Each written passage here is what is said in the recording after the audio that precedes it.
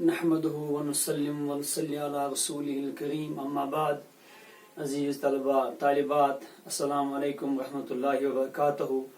आपका मुअल्लिम फिर से एक बार आपके सामने बायोलॉजी के कंट्रोल एंड कोऑर्डिनेशन का और एक टॉपिक लिए हुए, that is adrenal gland. Adrenal gland, ये ग्लैंड जो है बेटा, आपको अगर याद होगा, आपको हमने पढ़ाया था एक्सक्रीटरी सिस्टम, और एक्सक्रीटरी सिस्टम में आपको हमने बताया था जो दो किडनीज होते हैं उनके अपर साइड पे, उनके टॉप पे, एक किडनी पे एक, दूसरी किडनी पे दूसरा, यानी कि दो glands, pair of glands on the top of kidney. These glands are called as adrenal glands। क्योंकि ये किडनी के ऊपर टॉप पे होते हैं, इसलिए इनका दूसरा नाम है सुप्रारीनल्स। रीनल वर्ड हम इस्तेमाल करते हैं, मैंने आपको बार बार सिखाया है। Renal, renal means kidney, kidney. Similarly pulmonary, pulmonary means lungs. Hepatic, hepatic means liver. तो ये कुछ इंपॉर्टेंट वर्ड्स है जो हम बायोलॉजी में इस्तेमाल करते हैं। तो रीनल वर्ड जब भी हम यूज करेंगे, renal tubules, renal arteries, renal venous, इसलिए इनको हम कहते हैं, these are also called as, these are also called as suprarenals। suprarenals और renal adrenals, renal adrenals, suprarenals और renal adrenals, ये एक पेयर होता है। a pair of glands, a pair of glands, one on each kidney, one on each kidney। एक kidney पे एक gland होता है, दूसरी किडनी पे दूसरा ग्लैंड होता है, टॉप पे होता है, इसलिए इनको हम कहते हैं सुप्रारीनल्स, यहाँ कहते हैं रीनल एड्रिनल्स। बेटा, ये जो ग्लैंड्स है, they are conical in shape. ये कोनिकल येलोविश मास होता है ऑन द अपर। ऐसे देखिए बेटा,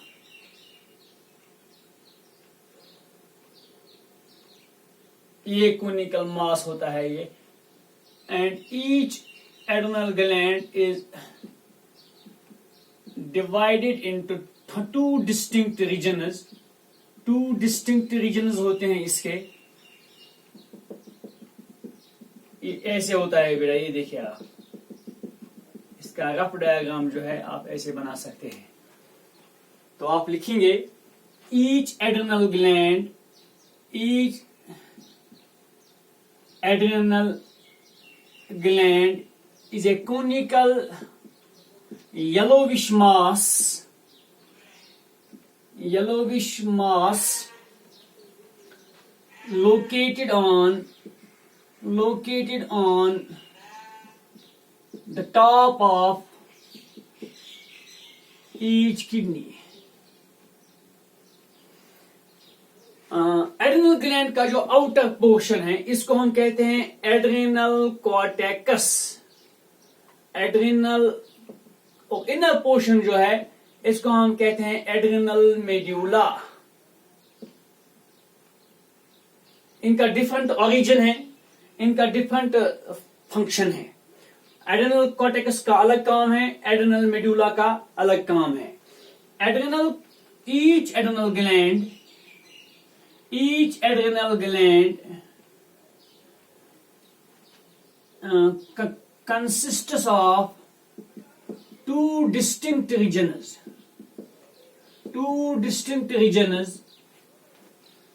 namely outer adrenal cortex and inner adrenal medulla। And inner adrenal medulla, जो आउटर होता है इसको हम एड्रिनल कॉर्टेक्स कहते हैं, जो इनर होता है इसको हम एड्रिनल मेड्यूला कहते हैं। एड्रिनल कॉर्टेक्स का अलग फंक्शन है, एड्रिनल मेड्यूला का अलग फंक्शन है। या आप लिखेंगे, इसको आप राइट डाउन करेंगे ऑन योर बुक, नोटबुक। अब आप ध्यान दीजिए थोड़ा, ये बहुत इंपॉर्टेंट है, इसका फंक्शन क्या है। एड्रिनल कॉर्टेक्स जो है, हम एड्रिनल ग्लैंड को दो हिस्सों में डिवाइड कर सकते हैं। एक है एड्रिनल कॉर्टेक्स, एड्रिनल कॉर्टेक्स, दूसरा है एड्रिनल मेड्यूला, एड्रिनल मेड्यूला। इस लेक्चर में हम सीखेंगे एड्रिनल कॉर्टेक्स का बेटा क्या काम है। एड्रिनल कॉर्टेक्स जो है, it secretes 3 sets of hormones, not 3 hormones, और इसके जितने भी हार्मोन्स है they are all steroids. Remember this, ये नीट में पूछा जा सकता है। एड्रिनल कॉर्टेक्स के जो हार्मोन्स होते हैं they are steroid hormone. Steroid is a class of compounds, जिस तरह आपके पास एक क्लास ऑफ कंपाउंड्स है, कार्बोहाइड्रेट्स, प्रोटीन्स, फैट्स, विटामिन्स, क्या कहते हैं इनको हम, एरोमेटिक, हाइड्रोकार्बन्स। इसी तरह हमारे पास एक क्लास ऑफ कंपाउंड्स है steroids. Steroids is a class of compounds. तो एक जो स्टीरॉइड है उनको हम कहते हैं मिनरलोकॉर्टिकॉइड्स, मिनरलोकॉर्टिकॉइड्स। दूसरा क्लास ऑफ कंपाउंड्स है उनको हम कहते हैं glucocorticoids, glucocorticoids. Third class of compounds जो है that is called as sex corticoids,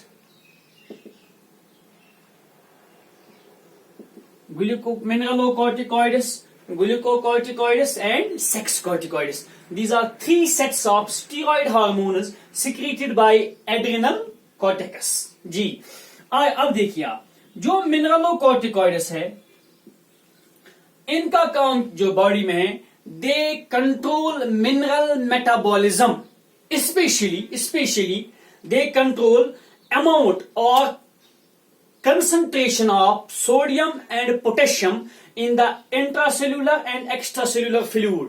मैंने आपको ये बात बहुत बार समझाई है कि जो बॉडी फ्लूइड्स हमारे हैं, चाहे ब्लड है, चाहे लिप है, चाहे यूरिन है, चाहे बाइल है, चाहे सलाइवा है, या और कोई भी इंट्रासेल्युलर जूस है, एक्स्ट्रासेल्युलर जूस है, कोई भी सब, इसकी जो कंसंट्रेशन है अगर वो चेंज हो जाती है तो उस कंसंट्रेशन की वजह से एक बहुत बड़ा जो है आगे उसकी कुछ कॉन्सिक्वेंसेस होते हैं, वो कुछ नुकसानदेह हो सकता है आपकी बॉडी के लिए। इसलिए आपकी बॉडी का जो भी फ्लूइड है उसका कंसंट्रेशन चेंज नहीं होना चाहिए। इसको भी हम कहते हैं होमोस्टेसिस, कांस्टेंट इंटरनल एनवायरनमेंट। मेरे बॉडी का जो पीएच है, कंसंट्रेशन है, मेरे सलाइवा का, मेरे ब्लड का, लिप का, या जो भी बॉडी फ्लूइड है वो कभी चेंज नहीं होता है। अगर चेंज होता है तो बॉडी फटाफट वो स्टिमुलस लेके उसके खिलाफ एक रेस्पॉन्स क्रिएट करता है ताकि वो चीज फिर से बराबर आ जाए। तो ये जो मिनरलोकॉर्टिकॉइड्स है, दे कंट्रोल मिनरल मेटाबॉलिज्म,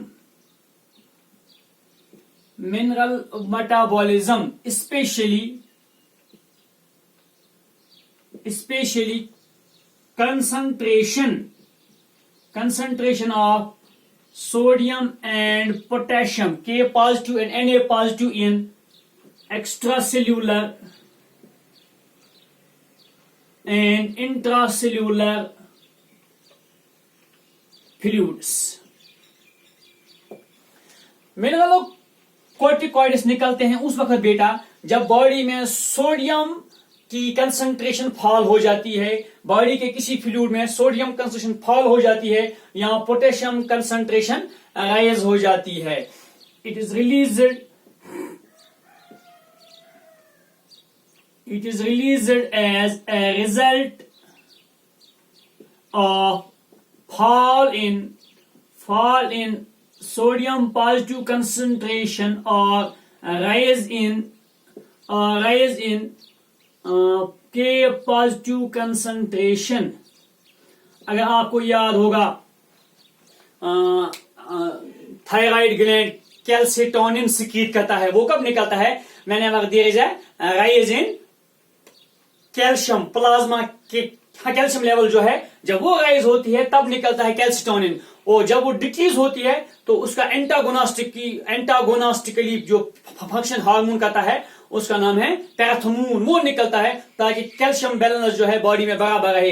इसी तरह जब सोडियम कंसंट्रेशन ब्लड में कम होती है, ब्लड प्लाज्मा में फॉल होती है, तो उस वक्त मिनरलोकॉर्टिकॉइड्स निकलते हैं। ये क्या कहते हैं, इट रिड्यूसेस लॉस ऑफ या removal of sodium from urine, from saliva, from sweat, from bile. जो भी बॉडी के जूस हैं उनमें से जितना सोडियम निकलना था उसको ये एब्जॉर्ब करवाता है ताकि ब्लड में सोडियम लेवल बराबर रहे। इसी तरह जब पोटेशियम लेवल राइज होती है तो इन्हीं फ्लूइड्स के जरिए इसकी लेवल को इंक्रीज किया जाता है ताकि बॉडी में इस चीज की लेवल बराबर रहे। मोस्ट इंपॉर्टेंट मिनरलोकॉर्टिकॉइड जो है उसको हम कहते हैं एल्डोस्टेरोन।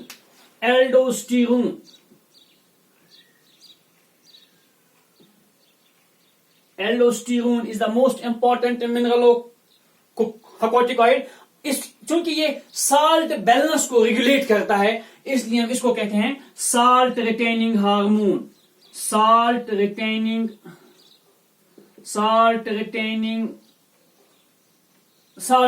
हार्मोन ये इस तरह से ये बॉडी में जो है मिनरल मेटाबॉलिज्म को कंट्रोल करता है। These mineralocorticoids specially aldosterone also known as salt retaining hormone.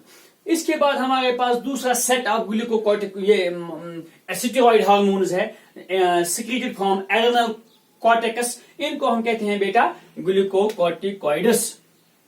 इनका काम क्या है, they control the metabolism of carbohydrates. चूंकि यहां पे कंफ्यूजन एक होता है ग्लूको, मैंने आपको पहले ही समझाया है कि ग्लूको वर्ड हम कहते हैं इस्तेमाल फ्रॉम फॉर कार्बोहाइड्रेट्स, लेकिन ये सेट ऑफ हार्मोन्स खाली कार्बोहाइड्रेट मेटाबॉलिज्म कंट्रोल नहीं करता है बल्कि प्रोटीन एंड फैट मेटाबॉलिज्म भी बॉडी में कंट्रोल करता है। They control the metabolism of carbohydrates, proteins and fats in the body, in the body। और इनका एक बहुत बड़ा ये काम भी है जो मैंने आपको पहले ही पढ़ाया है, functions of glucagon secreted by pancreas, alpha cells of pancreas. तो वो क्या कहते हैं, उसमें वो कहता है ग्लूकोनियोजेनेसिस। आपको याद होगा gluconeogenesis, conversion of proteins and fats into carbohydrates for use in the body as an energy source। तो ग्लूकोकॉर्टिकॉइड्स भी आप इस तरह भी समझ सकते हैं, ये एक डिफेंस मैकेनिज्म भी है। अगर बॉडी में ये है तो ग्लूकागोन में अगर कोई फर्क आ जाती है, पेनक्रियास में कोई प्रॉब्लम हो जाती है तो ये अपना काम करते हैं। अगर वहां पे कोई प्रॉब्लम हो जाती है तो ये अपना काम करते हैं। एक डिफेंस मैकेनिज्म है बॉडी में। अगर एक ग्लैंड फंक्शन करना छोड़ देता है तो दूसरा ग्लैंड उसका काम थोड़ा बहुत कर लेता है। तो ग्लूकोकॉर्टिकॉइड्स जो है ये carbohydrate, protein and fat metabolism body में कंट्रोल करते हैं। They convert fats and proteins यानी कि fatty acids and amino acids into glucose for use as primary respiratory substrate to produce energy। तो प्राइमरी रेस्पिरेटरी सबसे आप जानते हैं जब तक हमारी बॉडी में ग्लूकोज मौजूद है तब तक किसी और चीज को इस्तेमाल नहीं किया जाएगा। तो ये इस्तेमाल होता है इसकी कन्वर्जन के लिए। इसकी एक एग्जांपल है cortisol. For example cortisol, CORTISOL। Cortisol is an important glucocorticoid secreted by adrenal cortex which controls carbohydrate, protein and fat metabolism in our body। तो ये है ग्लूकोकॉर्टिकॉइड्स। इसके बाद तीसरा सेट ऑफ हार्मोन्स है सेक्स कॉर्टिकॉइड्स। बेटा sex corticoids include small amounts of male sex hormone, आपको नाम पता होगा testosterone, and female sex hormones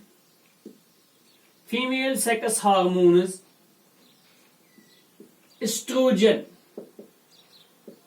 and progesterone, but more male sex hormone testosterone is produced than female sex hormone or in adrenal cortex. More testosterone is produced than estrogen and progesterone. इनका काम क्या है बेटा? Testosterone जो है male sex hormone, इसका काम है it initiates the development of secondary sexual characters in males. For example distribution of hair, हम मेल्स में at puberty distribution of hair होता है, development of beard, mustaches, formation of pubic hairs, development of hair on the chest and broadening of shoulders, broadening of pelvis, deepening of voice, ये चीजें ये and this enlargement of Adam's apple, these all secondary sexual characters, they are initiated, their development is stimulated by testosterone. And similarly in case of females, the estrogen and progesterone, especially estrogen, they are involved in stimulation of secondary sexual characters like development of breasts and enlargement of these mammary glands, broadening of shoulders, pelvis, and onset of menstrual cycle जो जिसको आप कहते हैं उसका onset जो है ये चीजें कंट्रोल करते हैं. कभी कभी कुछ फीमेल्स में